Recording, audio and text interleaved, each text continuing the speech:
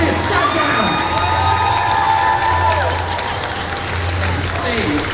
Oh, yeah, we got your mic there for you. Welcome to the stage. Bonjour. Ça va? Hello. I'm out. Yeah, I was going to say, I mean, it'll just be you and them if you're further in French. That was very impressive. I'm stuck. Yeah. Have you been to Brussels before? I have been to Brussels before, but it's been like a long time, at least 10 years maybe. So I feel like I'm experiencing a new. Yeah, wonderful. I love it. Seeing a new side of it. Yes. Well, I'm seeing this side of it. This is my favorite side so far. Yeah. They're a lovely bunch. You're nice. We like you. Yeah, you're very friendly in Brussels. You're always very good to our guests. We like that. I like that a lot. Already, you can always tell when someone's come in from the Harry Potter universe just by the costumes that creep towards you slowly. You getting used to that yet? Just seeing people in school uniforms everywhere you go? It's normal now, yeah. Are you yeah, really yeah, just yeah. used to it? Yeah. Yes, well, I also live next to a school, so it's just, A magic school? I mean, it's English, so yeah. It's magic. Who It's here magic. is here from Hogwarts? Do we have some represent? Yeah, we have a Slytherin. We think yes. Oh, fantastic. Quite a lot of Okay, Slytherin. so yeah, who is in Slytherin? Fantastic. Yes, my people. I mean, terrifying, but great. Who is Gryffindor? Wow. Okay, we got to show. Who is Ravenclaw? Yeah. Really? Yeah. And then Hufflepuff. Wow. It's like pretty even, actually. Ilvermorny. Is anybody here from Ilvermorny? Oh. Yes. You were at Hogwarts and no, retracted. Nobody is. But that's okay. We'll work on that. Do they make you do your house for your characters? I think everyone's already sorted, aren't they? They are sorted. So I left Queenie to her actual house because I can't do that. You know what I mean? It's not my forte. So I can only speak for myself. I think you're the first guest we've had that's in Ravenclaw. Really? Yeah, there's so few Ravenclaws out there. Like, that we get to chat to. I don't think I've had a Ravenclaw before. Yeah, now that you say it. Yeah. I don't think we have. Well, we're rare. We're wonderfully rare. Oh. I was surprised. I thought for sure I would be like a Hufflepuff or a Gryffindor, but no. Ravenclaw all the way. Twice Ravenclaw. So you know it's true. Yeah, I got Slytherin yeah. twice as well. Did you? Yeah. You said you start a few fires. But nah, it's fine. It's fine. I like us. Slytherin, we're good people, really. Definitely. Powerful. Yeah.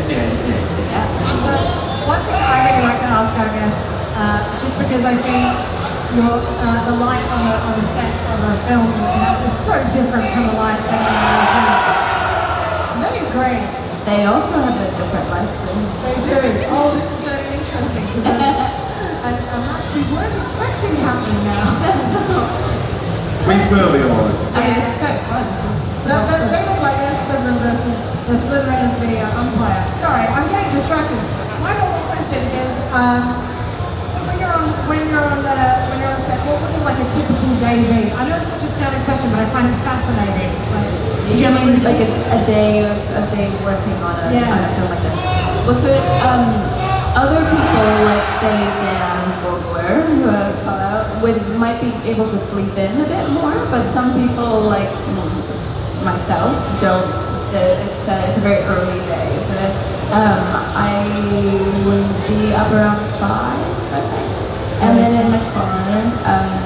I don't know if you want this. Is this boring? I'm giving you like literally. I'm not gonna give you when I'm gonna have lunch. You know, that's too much. But so then get to set and then go into makeup. So then Queenie involves quite a lot. So there's like putting my hair up to put into a wig. There's lots of makeup.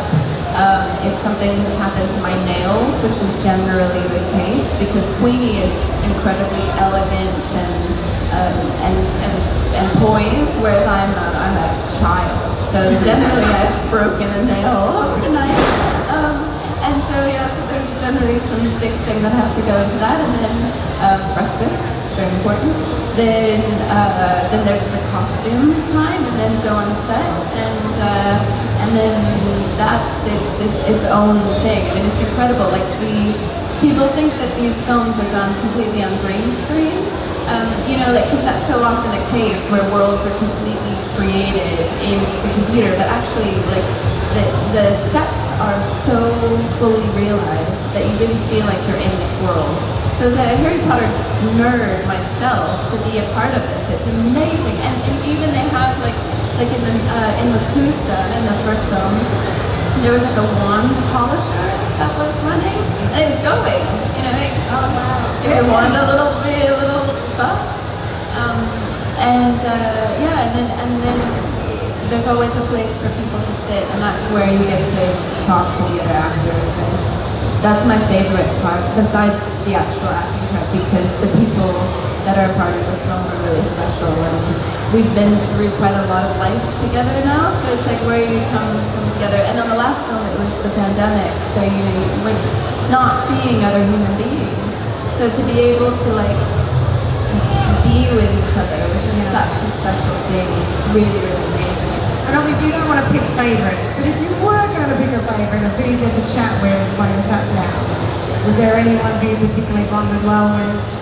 Well, I love Dan, and I love Catherine, and I love Eddie so much. We've been through like the entire journey together. On the final film, Victoria, who plays Bunty, wonderful Bunty, was pregnant, and so was I during the entire film. So we didn't get to do like pregnancy classes or anything like that, but we could talk to each other about what we were going through, and that was really nice. Actually, it was really, really special, and we didn't know each other very well before that, so it was a really lovely thing. Kind of be like, oh, this hurts. Does that hurt for you? Like, I thought this was your pain. Yeah, me too. Great. That's amazing. Yeah. How big is your skirt this week? You know. Like, so weird that because we've interviewed people who've been in the original Harry Potter films, and they all grew up on set. I think you guys are probably the first people we've had here. Like, no, we are now the other end of that. We're getting ready to give birth on set. Yeah. There've been a lot of babies born throughout the course of these movies, and like my child is in every scene of the third movie. Every single scene I'm pregnant in. So that's like a really special thing, you know. Like I can always say that. Yeah, that's really nice. Yeah. Did they have to try and hide the pregnancy, or were they? Yeah, I mean, at the end, I was huge. I was really big. Some people are like, you know, compact, but I was like, I couldn't fit through them.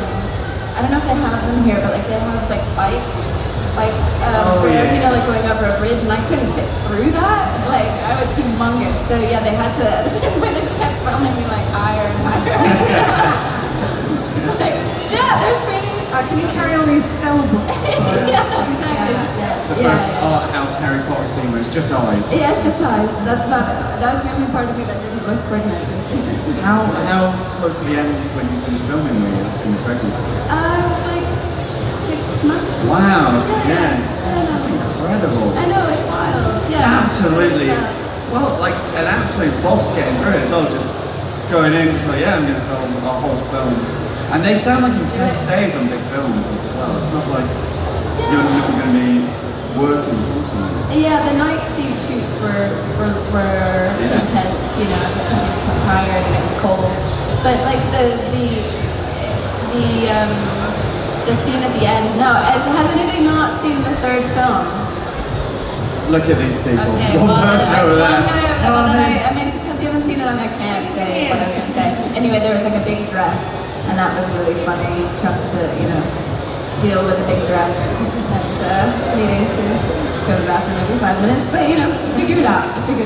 It's really lovely as well, because we had Dan here a few years ago, and he was talking about it, but we both do the same thing, and we talk about it. You just look so happy, and that's really lovely to see. Like, we hear so many like horror stories about big shoots, especially during the pandemic, but to see you just like really seem to have a good experience. It's so good. It's a world that means a lot to people, to us. You know, we live in a world of making magic. You know, and I think there are things that look, I had some grumpy days. I am not gonna lie, because I was tired and I was cold and I was in a tight dress and I was in heels and I was like, you know. But like ultimately, this is what we have to keep a hold of. Is how important it is to believe in magic, is how important it is to believe in the power of friendship, the power of banding together with other people who are not like you in order to have, you know, to achieve something important. Like it means a lot to every single person that is a part of this film, whether it's people that were like pretty unknown beforehand, like myself, or like even it matters a lot to Jude Law. It matters so much to Eddie, and yeah, it's special to do that. Yeah. Lovely way of playing as well. Tell people to feel that. Because again, like you say, it's interesting because you guys walked into something that they say a lot of people in our film probably already loved anyway and was special to them. So like, to carry that torch is incredible. Scary at first. Yeah, I can imagine. You know, because with the Harry Potter films, you know, like, those films were attached to books that everybody already loved, but we were coming into a world that people already loved, but we hadn't been pre-vetted, you know, and like the characters that are in that are characters that we helped create, so, you know, we're really grateful that people accepted us, because when something's new, it can feel weird and jarring, and like you just want the old thing that you liked, you know, so to be accepted is really beautiful and important. But that's what the brilliance is of Harry Potter fans, like Wizarding World fans, is like really like generous, sweet, hearted, kind of sweet-hearted people love this world, and that's what I see reflected so much, and I love it. Can I ask, who was the biggest Harry Potter nerd coming onto set? Ezra. Really? Ezra, yeah. I read the books. I love them, but my memory is terrible. So and people ask me what my favorite spell is or what happened in this book, and I'm like, I read it. I did. Don't remember anything. I don't remember what I did yesterday. I mean, I went to this yesterday, but beyond that, I don't remember anything. So yeah, Ezra had he could whiz off a lot. Really? Yeah. Whiz off is a great term. As soon as I said that, I was like, what did I just say? I've never said that in my whole life, and I hope I never say it again. I think more like in terms of wizard, like a wizard. Yeah. Thank you. That's what I thought. Yeah. So I imagine, you hear like people going onto Star Wars sets who grew up with it and they can't stop hearing the sound effects and stuff like that. Is there a sense when you first get your outfit, your wand, you just want to be like, yeah, everybody does. Amazing. Everybody does. And you don't want to give your wand back. And there's always like this really lovely man who does props who kind of takes away your wand, and you're like, everyone talks about the one person. I don't know what wand you're talking about. It feels really good to have. I would carry mine, especially in the first film, I would carry mine around all over the place. Just because it can't feel like something like, oh, I've got a wand. You know, you have to be like, I've been holding this wand since I was a child, so it's got to feel like an extension of your body, so you can't be awkward with it. Yeah, it's like it is to you what like a mobile phone is to us. I know, yeah. It's true. Yeah, just glued But you to put it down. Yeah, where's my wand? There are moments like that where like the scene doesn't call for you having your wand out, and then you're like, oh. Yeah, do you ever use it for just like a little back scratcher? Yeah. Try getting through my costume. No way. That far. You're talking about the set, and because that's so nice to hear about the amount of detail that was in there. Yeah. Was there anything in the set that maybe not necessarily gets picked up on camera or isn't focused on, but you really appreciate it? Was there anything you remember? Oh yeah, so much. I mean, that's what the crazy thing is that people that do the props and the sets are so good at their jobs, and you're like, how much of this is actually going to get seen? Like, on the streets, there are shops, whether we're in New York, Paris, London. There weren't really shops in London, so it's quick, but then like there are shops that you could shop in. crazy. Like you can go into places and it's like a full, like we went in, we used a restaurant as like a little place to sit, and it was just, we didn't film it, maybe we filmed in it for like 2 seconds, but it was like a proper cafe, you know? But on the set, like Yeah, and in the bakery that was full of baked goods. Smelled like you wouldn't believe. Smelled like a bakery. That's so much detail. Yeah, it's so much detail, and you had to remember not to actually like pick and snack on things because they are like laminated or whatever. You know, they're not like for consumption because they have to last a couple days. But That feels so much trouble. Yeah. Did you eat the bread again then? Yeah. it's snacking on a plastic croissant. Stop eating the set. Yeah, and knock it off. So bad. It's so cool. Did you, obviously you acted for a while, but was acting something you always wanted to do? Because you've done a lot of music, obviously. Yeah. Was it always you wanted to do both, or was it? No. Really? No, my parents were actors, and I said that's the worst life. I'm never gonna do that. I'm never gonna act. Never. I don't like actors. I don't like acting. I was so terrible. I'm like, no. I only make music, and then I don't know. I think because living in LA, where like everybody is trying to be an actor, you just see how many people are not able to do what they love, and it's a really heartbreaking profession. And I just didn't ever think that I would be able to work, and it just seemed totally unattainable. And so I sort of was like, I don't want that. And then when I decided to take a little break from music because I needed a moment to sort my head out, being on a major label is also crazy, but I decided to try acting, and I started to work immediately, and it was I couldn't wrap my head around it, but I'm very, very fortunate. Never thought something like this would happen, ever, certainly. It was, surreal. But it's a really nice thing to balance out music and acting because it's all storytelling, it's all the same kind of general world, but with music I tell my own stories, and then with acting I get to learn from other people's stories. So it all gives like a different perspective, you know. Sometimes with music I need a break from my own life to kind of go and just live with someone else. And also acting is this incredible collaborative environment as well, like all the other actors and the crew and stuff. It's like a really beautiful thing to be a part of, and it gives me some structure, which I need. So if there was like a fantastic piece, the musical, you'd be the person to approach.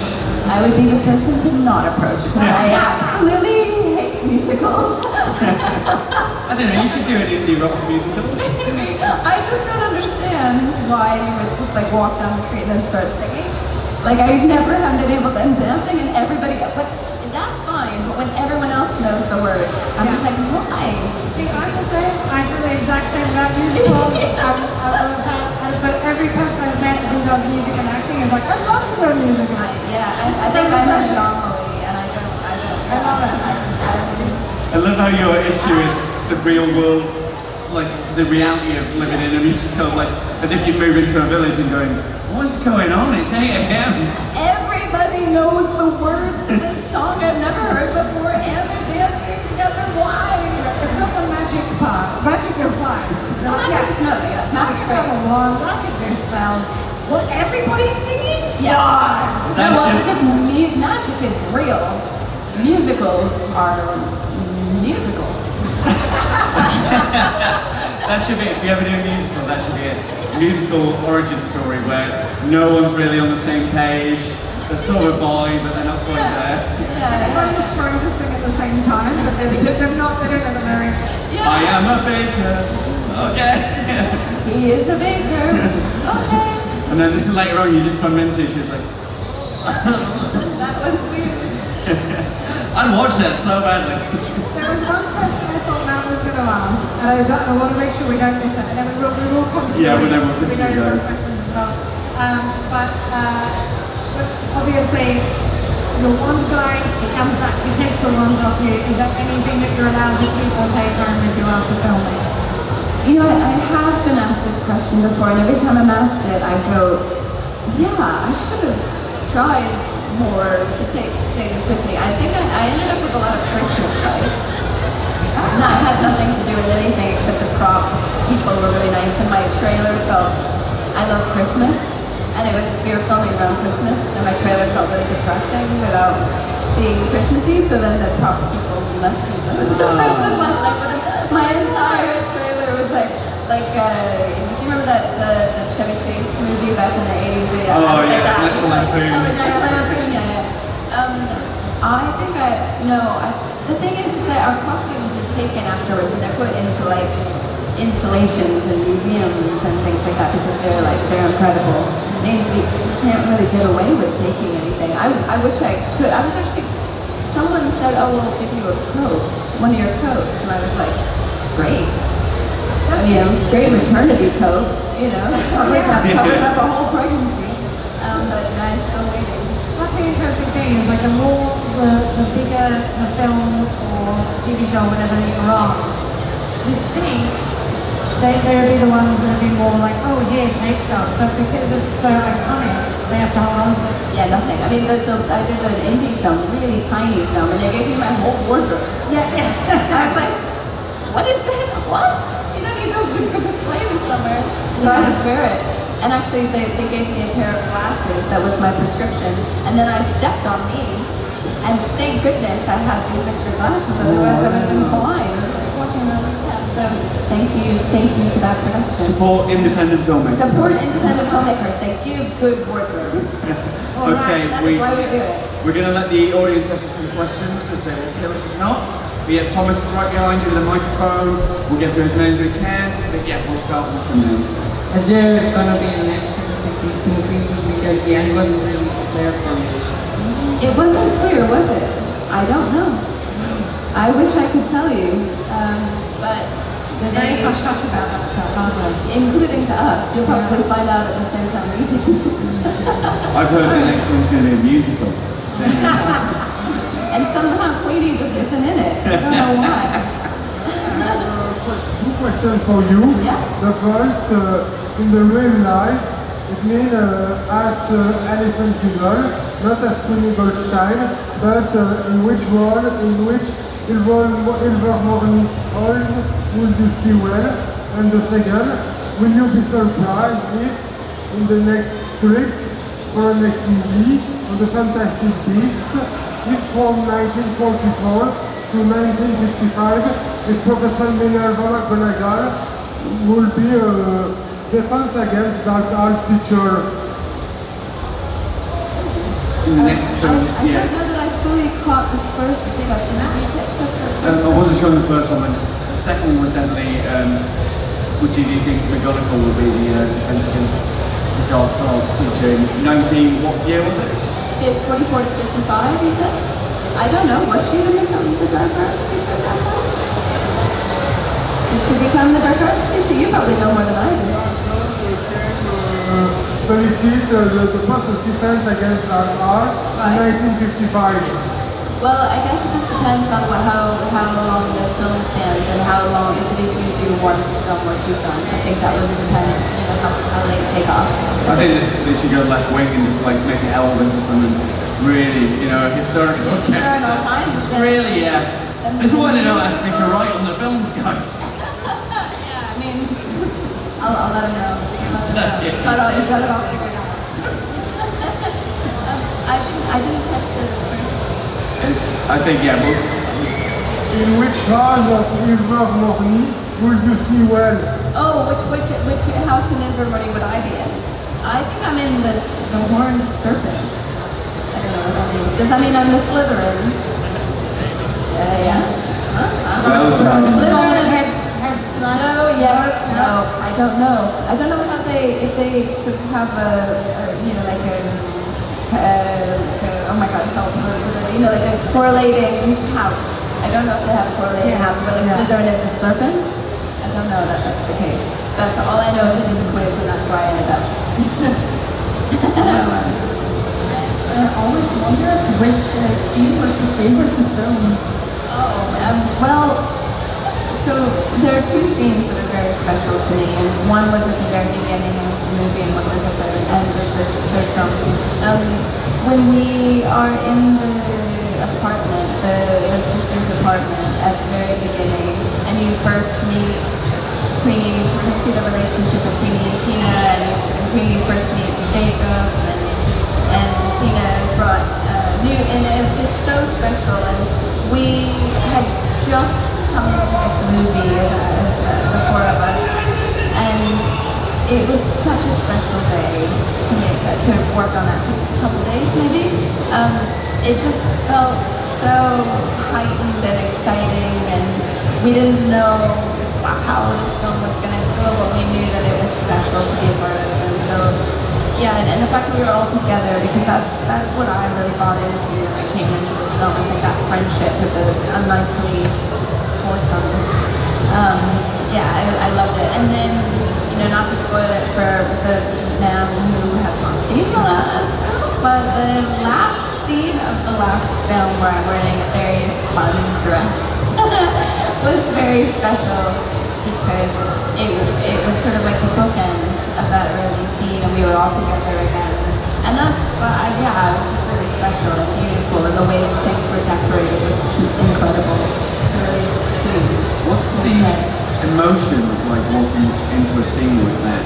Because obviously you're excited to shoot it, but like, does it wrap you up in it when you're in there? It does. Yeah. It does. I mean, what was hilarious is that they were filming outside of the room, but then they were also kind of filming us in the room, and they didn't tell us anything. They were just like, just improvise.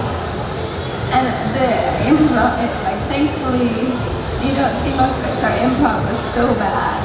It was so, nobody knew what to say. We were all just laughing and just doing stupid stuff, but even that was really special. It was just like, it was just really nice to kind of, yeah, be together and be fun. And it did feel really emotional as well. Like, something that we'd all wanted to happen for a long time finally was happening. Yeah, that's lovely. That's lovely. Hands up, yeah, the microphone is where now? Oh, we do need to move on track because we've got quite Yeah, we've got quite a few to get through, sorry. Hello. I was wondering, how did you feel when Queenie went into the dark side? Well, it was tough, because when you have a film that's as big as this, there's so much story that you need to get through, and so I knew why she was doing it, but it was difficult to know if that was going to be understood and if people were going to think that they didn't know her by her doing that, you know, because it seemed like it was really out of character. But if you think about what had been happening around that time, where all she wanted to do was marry Jacob, right? Like, she's an incredibly advanced witch, but she didn't want to be that, which is like, she had some work to do on that front, because you have to embrace your whole self, you know. But she wasn't embracing herself. She was manipulated by somebody after having been rejected by her sister, who was like, "Where's Tina? What, you know?" Jacob wasn't great. Didn't handle that well, and neither did Newt. So like the people that she loved the most were not there for her when she's clearly vulnerable and clearly struggling. So she actually made a really radical decision, but like, it did kind of make sense. It was part of her journey, and you know, it soon showed that that was maybe not what she should have done. But everything was heightened and confusing, and you know, like, yeah, it was like, we all make mistakes. Very good. Play with Johnny Depp because you had the whole scene with him alone. I did, yeah. I was nervous, obviously, because he's Johnny Depp. But he was great. He was playing guitar in between takes, and he was very generous. And on the day where we had the walking through the fire, I had to scream horribly at take after take after take, and then they also recorded my scream and then played it over and over and over again. And I wasn't in a good space that day, and Johnny was really kind to me, and yeah, it was just like really nice and comforting, and so I had a lovely experience with it. Hello. Hi. I just wanted to say I really love Queenie because she's like a sort of posh person on the outside, but so warm on the inside. And I was wondering if that was how much of that you put into her, or how much of that was scripted. So I think. It's not your fault. Microphones do that. When Queenie was written originally, before I was cast, I think that there was more focus on her being a bombshell rather than her being an empath. But the way the casting director described her to me, her empathy and her kindness and her warmth were sort of her defining characteristics, not the way that she looked. I clearly, by the way, bombshell's not my forward foot either. It took a lot for the studio to see that I could actually do that. You know, it took lots of wigs, nails, makeup, eyelashes, corset, you know, loads of things. But I always put myself in the position of somebody that can understand and read fully every person she sees. And just the amount of compassion that she has and the amount of vulnerability as well, because she can hear everything that's reflected, like everybody that sees her is thinking about what they see of her, and that's quite hard, you know, that would make anybody want to sort of disappear from life a little bit, but she's still just like got such a beautiful spirit, and that's what I wanted to focus on.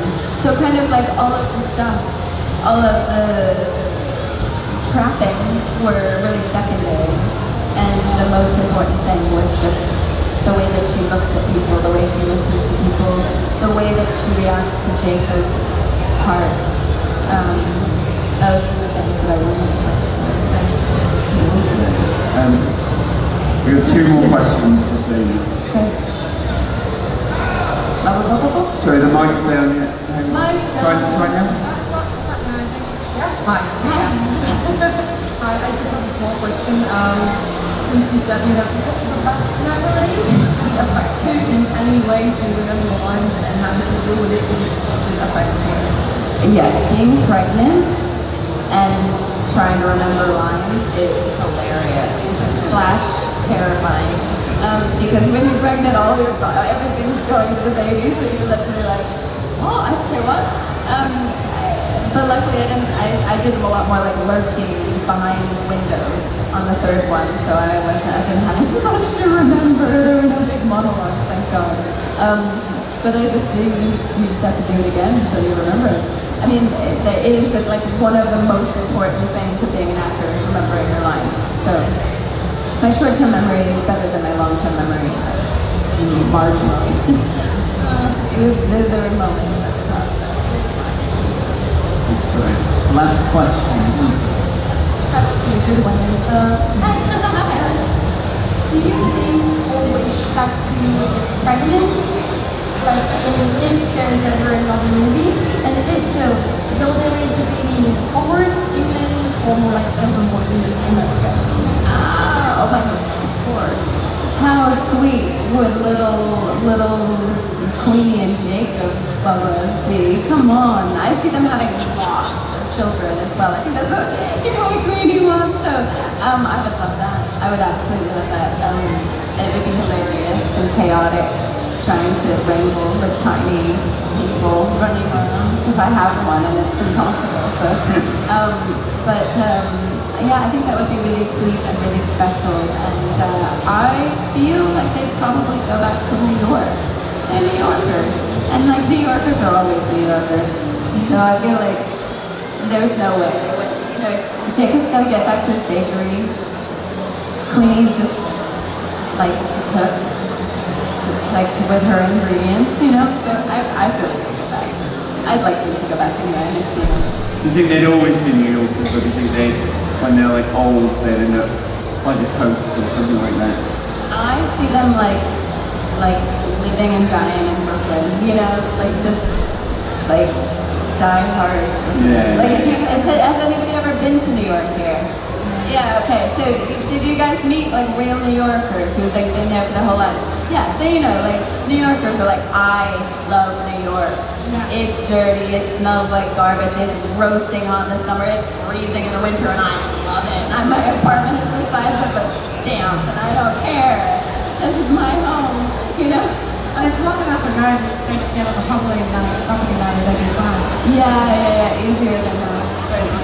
that. Yeah. Amazing. It's been delightful. I don't want to say this, but we have to let you go back to the rest of the convention. Well, it's a pleasure, and I hope I'll see you guys at the. Yeah, please go and see Alison. She's here for the rest of the day. One thing we've been doing is taking a selfie with the audience. Oh, That's nice. all right. Yeah. Just for